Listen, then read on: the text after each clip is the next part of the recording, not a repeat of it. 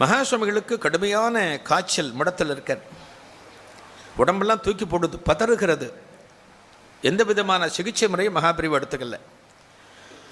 சிப்பந்திகள் கைங்கரியதார்கள் அத்தனை பேரும் சொல்லுகிறார்கள், பெரியவா இந்த கஷாயம் சாப்பிடலாம், பெரியவா அதை சாப்பிடலாம், சரியா போடும். இல்லைடா பரவாயில்ல, இருக்கட்டும் இருக்கட்டும் அப்படிங்கிற.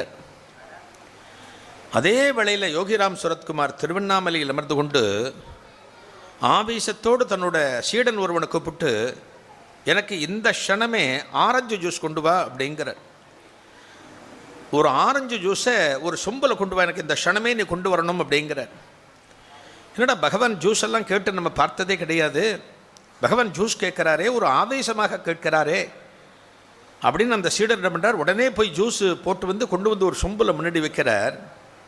அந்த ஜூஸ் எடுக்கிறார், கடன்னு பகவான் குடித்து முடிக்கிறார். முடிச்சுட்டு சொம்ப கீழே வச்ச உடனே மகாபிரிவாளுக்கு இருந்த காய்ச்சல் போய்விட்டது அப்படிங்கிற.